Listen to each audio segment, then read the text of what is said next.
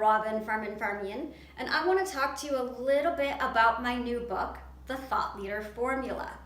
Now, if you've ever wanted to be on stage at conferences, giving keynotes or panels or moderating, or if you just want to become known for your brain and your ideas, this is the perfect place for you to start. Now, this is a foundational system, which means it is applicable to every industry out there. My goal by the end of the book is for you to have a solid draft foundation and clear next steps that you need to take in order to achieve the goal of becoming a thought leader. Now, at the end of each chapter, there are action items. And in order to have that draft foundation, you do need to do the action items. A set of questions that will help you create that personalized roadmap to get your foundation in place and catalyze your career. Now, let me give you a brief overview of the 10 different chapters.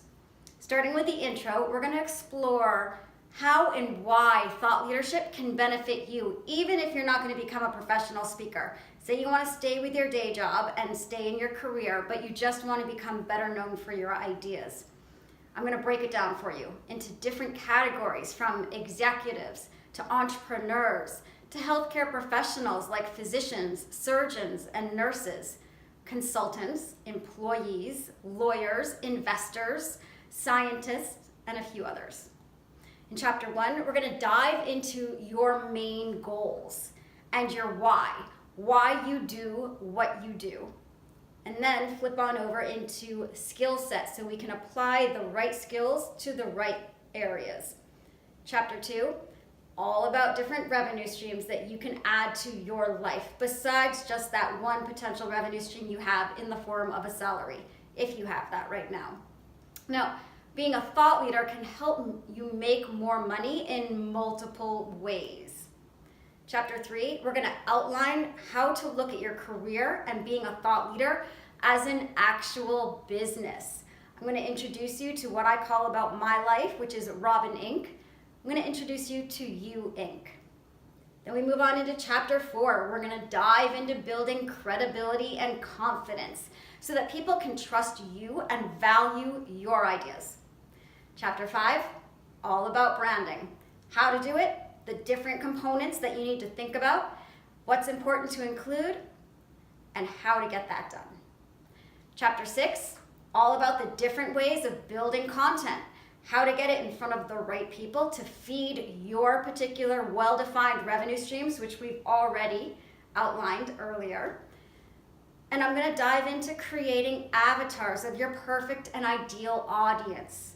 I'm going to explain the different options of writing a book and how to get that published in a painless way. Chapter 7, calling it Networking Ninja. How to identify which events that you need to attend to achieve your goals that we already have mapped out. How to deal with imposter syndrome and FOMO, the fear of missing out, as well as a short primer on reading body language at events so you know exactly who to talk to and when. Chapter 8, I'm going to be taking you step by step on how to create that first hard-hitting keynote. Now, you may have given some talks in your life. Maybe you haven't given any yet. Wherever you are, as long as you are somewhat of a beginner, you're not already charging $5,000 or $10,000 a keynote. If you're still somewhat of a beginner, I'm going to take you through the steps that you need to do and what you need to include, especially starting with storyteller. Now, chapter 9, this is the longest, and with good reason, because it is the behind the scenes look of exactly how to get on different stages, whether it is a corporate event, academic, nonprofit, consumer facing, any of the events that maybe charge hundreds of dollars or thousands of dollars, right? I'm going to take you behind the scenes, show you what some of these P&Ls look like, or the profit and loss statements, so you understand who can pay for what, whether that is maybe they're just covering your travel and hotel, or maybe they can afford a 5-figure speaking fee. I'll also cover the different types of events and how they choose their speakers. Some of them use speaker bureaus, and I'll tell you why, and some of them, a lot of it's just word of mouth. But I'm going to give you details and instructions on how to get on those first 10 to 15 stages. Now I'm going to close out the book with chapter 10, all about time management, because this is one of the things that I hear people complain about when they talk about wanting to become a thought leader, is that they have no time to do it. Because all of a sudden it's a lot of extra work on top of having to bring in money to feed the family. So I'm going to help you simplify your life and start to think about ways that you can really manage your time so you can get these things done, streamline everything, and design your perfect life and career specifically for you. So if this sounds like it is a good fit for you, go ahead and grab the book, download the workbook on my website. You can go to robinff.com.